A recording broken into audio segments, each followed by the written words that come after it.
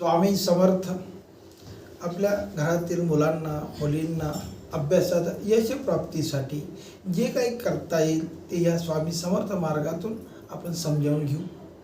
प्रत्येकाचे मुलं मुलींना जास्त मार्क मिळावे असं प्रत्येकाची इच्छा असते, पण प्रत्येकाचा एक बुद्ध्यांक वेगळा वेगळा असतो। परंतु तरीसुद्धा काही बाबतीत जर आपण प्रयत्न केला तर त्यांच्या मार्कांमध्ये फरक पडू शकतो, त्यांच्या आत्मविश्वासात फरक पडू शकतो। म्हणून मुलं ज्या ठिकाणी अभ्यास करतात, स्वतंत्र जर अभ्यासिका असली तर मुलांचे तोंड पूर्वेकडे येईल अशा पद्धतीने टेबल टाकावा। टेबलाच्या समोर विवेकानंदाचा फोटो, सरस्वतीचा फोटो असावा। आरसा शक्यतो लावू नये आणि असल्यास त्याच्यावर पडदा टाकावा अभ्यास करत असण्यापुरता। त्यानंतर पडदा काढला तरी हरकत नाही।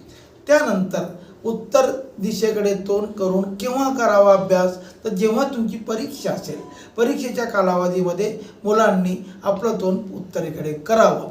आणि ह्या कालावधीत परीक्षेच्या जो काही 11 ते 2, 2 ते 4 ह्या कालावधीमध्ये आईने जर स्वामी चरित्राचे पारायण आपल्या देवघरामध्ये केलं तर मुलांना परीक्षेमध्ये यशप्राप्ती व्हायला सपोर्ट मिळतो, महाराजांचे आशीर्वाद त्या ठिकाणी आपल्याला लाभतो।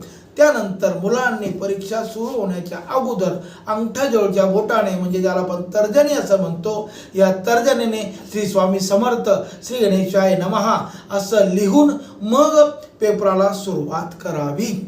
त्यानंतर आपल्या राशीनुसार कलर थेरपी आपण जर वापरली तर त्या ठिकाणी अनेक पद्धतीने आपल्याला फायदा होतो। मेष रास आणि वृश्चिक रास यांच्या स्वामी मंगळ असल्यामुळे यांनी लाल रंगाचा जर वापर केला तर त्यांना त्या ठिकाणी फायदा झाल्याशिवाय राहत नाही। वृषभ आणि तुला राशीने जर सफेद रंगाचा वापर केला तर त्या ठिकाणी त्यांना कलर थेरपीचा फायदा होतो।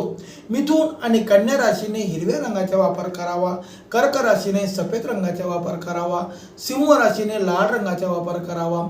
कन्या झालेलीच आहे, वृश्चिक राशी झाली, धनु आणि मीन राशीने पिवळ्या रंगाचा वापर करावा आणि मकर आणि कुंभ राशीने जर काळ्या आणि निळ्या रंगाचा वापर जर केला तर त्या ठिकाणी त्यांना कलर थेरपीप्रमाणे फायदा झाल्याशिवाय राहत नाही आणि परीक्षेत सुद्धा यशप्राप्ती झाल्याशिवाय राहत नाही। मनासारखे मार्क मिळतात, पण परीक्षेला जाण्याच्या अगोदर वरिष्ठांच्या पाया पडणे, देवांच्या पाया पडणे आणि अखंडपणे एक तेलाच्या आणि तुपाच्या दिवा जर आपल्या देवघरात सुरू असला तर मुलांना त्या ठिकाणी परीक्षा जड जात नाही। श्री स्वामी समर्थ।